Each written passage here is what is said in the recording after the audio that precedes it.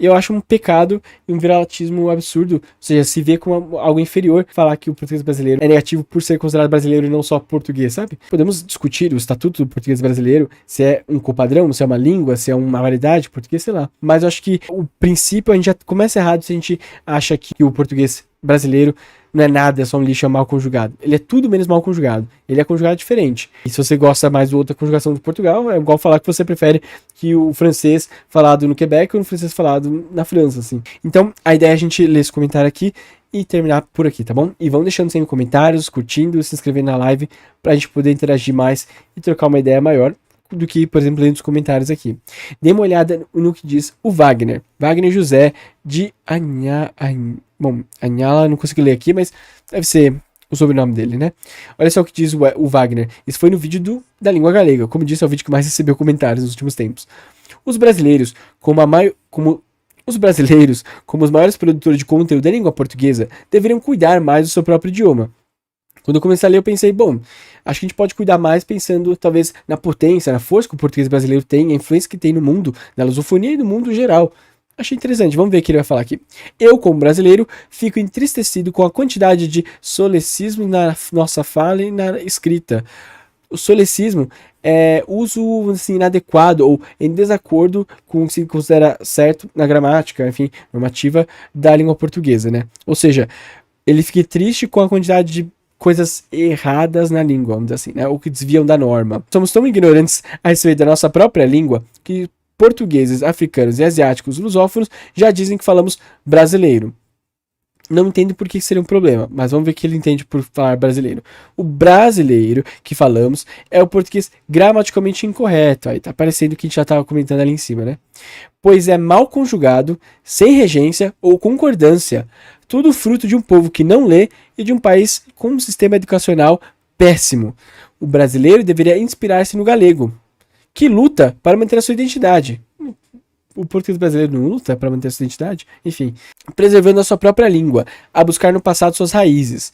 Nós, por pura preguiça de estudar, estamos cada vez mais distantes do nosso passado histórico e linguístico. Rezo pelo galego reintegrado. Afinal, serão mais 3 milhões de irmãos lusófonos. Parabéns pelo vídeo. Obrigado pelo elogio no final, mas eu fico muito triste que a sua conclusão no final do vídeo tenha sido essa. O que eu mais luto com esses vídeos é tentar justamente ir contra tudo que você falou aqui, na verdade. Não ir contra, mas explicar por que, a partir do ponto de vista linguístico, nada que você falou aqui, ou quase nada que você falou aqui, tem um respaldo no que a gente, no estudo da língua, né?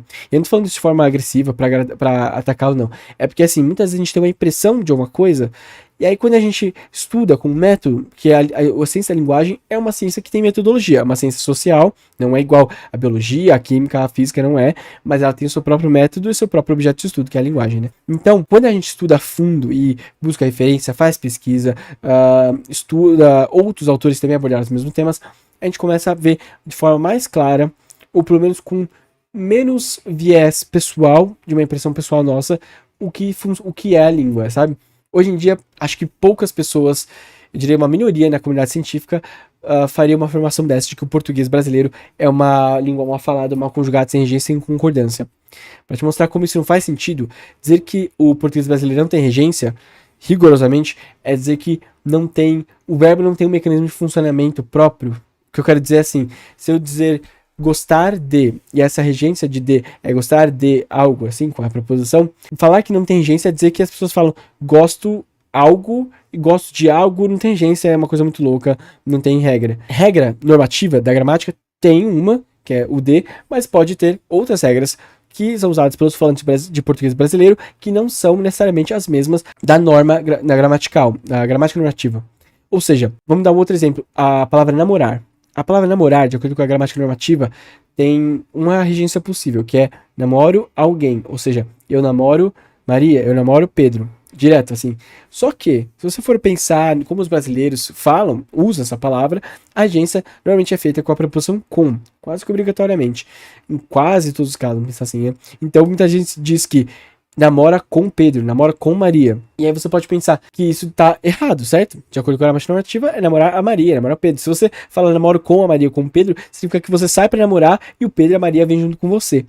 E aí você fala que, então, que o português brasileiro não tem regência, significa que não tem uma regra. Só que tem uma regra. A diferença é que não é a mesma regra gramática normativa. Ou seja, pro português brasileiro, a regra é praticamente usar a preposição com. Eu namoro com o Pedro, eu namoro com a Maria, com o sentido de namorar alguém, sabe, da gramática. Então percebe que não faz sentido você dizer que não tem regência no português brasileiro. Tem uma regência, só que não é a mesma gramática normativa. E aí o que tá errado? É a língua que tá atualizada o tempo todo por falantes que deixam essa língua, assim, viva, falada por todos os lugares, aprendida por muitas pessoas, e para explicar e explicar o mundo à sua volta e falar com pessoas nesse mundo, ou será que é um pedaço de papel com regras artificiais que alguma pessoa esquematizou, ou um grupo de pessoas esquematizaram, percebe? Então, é difícil demais sustentar isso. E você falou assim, concordância. Engraçado porque eu não ouço as pessoas falando que o inglês não tem concordância. Por exemplo, o inglês fala the brothers, os irmãos. E aí ninguém fica incomodado que the não tem uma forma de plural. Sabe? Não tem essa concordância. E ninguém fica incomodado. E por que se incomodaria que no português a gente falaria os meninos? Aqui a gente tá fazendo um processo parecido, que é deixar o determinante só. No caso é o contrário, né? A gente deixa o determinante com a marcação do plural e a outra palavra, por vir imediatamente depois desse determinante, a gente sabe que só pode estar, pode ser referida, só pode estar ligada a esse determinante, né? É igual o francês, já expliquei isso em outro vídeo. O francês diz le garçon, que seria tipo o singular de o menino, e les garçons seria o plural de meninos, né? Só que a única diferença na fala, na escrita muda, mas na fala é le e le. Só que garçom, o S não fica pronunciado tão forte, fica le garçon, les garçons. Então você percebe que a única diferença é que o determinante mostra que ali é plural. É uma coisa que acontece com o português brasileiro. Os menino, o menino. Ninguém tem dúvida disso. Então tem uma regra assim. E ninguém fica confuso. Ai, será que é plural? Será que é singular? Não. É muito regrado isso. Percebe? Então, dizer que não tem concordância, dizer que não tem regência, ignora tudo que a gente estuda sobre a língua portuguesa do Brasil. Percebe? É isso que eu digo, que quando a gente estuda com mais a fundo, a gente começa a perceber que sim, existe um padrão. As pessoas têm uma regra muito clara na cabeça delas, só que é uma regra que não é privilegiada pela gramática normativa. Privilegia uma outra forma de língua portuguesa brasileira, que não é a que as pessoas usam, tá vendo? E aí eu me pergunto, o que seria mais interessante? Falar que todos os brasileiros, 220 milhões, quase 30 milhões de brasileiros falam tudo errado, eles são burros e ignorantes sobre a própria língua que eles usam todos os dias, desde o dia que nasceram, ou a gramática normativa não está dando conta de explicar os fenômenos linguísticos do português brasileiro, que já se mudou completamente quando veio para cá pelas embarcações, né? E veio para cá forçosamente, mas que se encontrou outras línguas africanas, línguas nativas, que deu outra cara para o português brasileiro, né? Que deu uma cara única para o português brasileiro. Será que, então, é melhor negar todas essas origens culturais, sociais e linguísticas do português brasileiro em prol de uma gramática normativa que tenta se aproximar de Portugal, mas nem tanto, tenta preservar algumas coisas que se falam em Portugal, mas não no Brasil, e se distancia completamente da realidade social e sociolinguística do Brasil? Será que vale a pena privilegiar essa norma? Eu não acho que pode valer tudo. Aliás, na língua, vale tudo segundo o contexto, né? E a gente pode pensar numa gramática, uma norma culta padrão, pensa assim, né? Pode pensar num português padrão.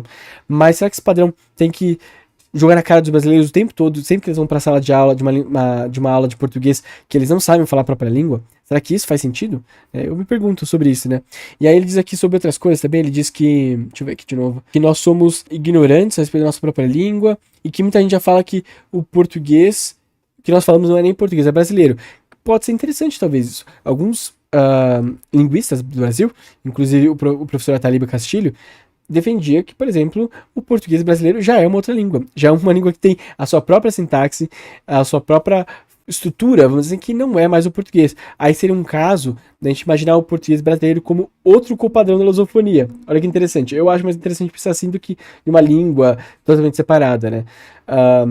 Até em termos históricos, culturais, sociais, não faz sentido pensar em uma língua totalmente separada. Mas eu consigo imaginar o português, talvez, se você quiser considerar assim, como outro copadrão dentro da lusofonia. E aí, nesse caso, a gente não teria dois copadrões, como eu disse, o galego e o português separado em duas variedades, português europeu, português brasileiro. A gente teria três copadrões, seria galego, português europeu e português brasileiro, ou brasileiro só, sabe? Então a gente poderia ter esses três copadrões, vamos dizer assim, que fazem parte da lusofonia, compartilham todos os elementos em comuns, são praticamente a mesma língua em termos culturais, históricos, mas que se distanciaram o suficiente para não dar conta chamá-lo só de português, percebem? Ou língua lusófona, sei lá. Enfim. E eu acho que realmente o português brasileiro talvez deveria se inspirar mais no galego, mas no sentido, eu digo, de talvez ter orgulho da própria língua.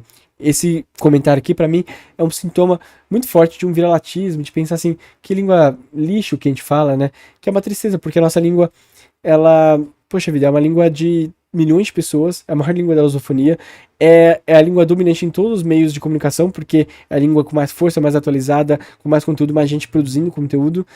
E não mais atualizado, tipo assim, não é uma competição com Portugal, quero dizer assim, que tá o tempo todo centralizada por ter maior quantidade de pessoas falando e maior conteúdo sendo produzido naquela língua. Música, filmes, séries, vídeos no YouTube mesmo, livros, etc. O editorial do Brasil é muito maior, né, que dos outros países lusófonos. Então, assim, eu acho um pecado e um viralatismo absurdo, ou seja, se vê como algo inferior falar que o português brasileiro é negativo por ser considerado brasileiro e não só português, sabe? A gente podia aprender muito com o galego no sentido de pensar, caramba, eu tenho que ter orgulho do que eu falo. E podemos discutir o estatuto do português brasileiro, se é um copadrão, se é uma língua, se é uma variedade português, sei lá. Mas eu acho que o princípio a gente já começa errado se a gente acha que o galego, que o português brasileiro não é nada, é só um lixo, é mal conjugado. Ele é tudo menos mal conjugado. Ele é conjugado diferente. E se você gosta mais da outra conjugação de Portugal, é igual falar que você prefere que o francês falado no Quebec ou o francês falado na França, assim. Tá bom, é um gosto, mas sabe que o português brasileiro funciona assim, né? Enfim, e aí tem muitas coisas que ele fala aqui, nosso sistema educacional é péssimo. Realmente, nosso sistema educacional tem muitos defeitos, muitos problemas, mas eu não acho que a nossa língua é fruto disso. Eu acho que ela é fruto de outros fatores que também tem a ver com isso, mas são muito mais relevantes, muito mais presentes, vamos dizer assim, né?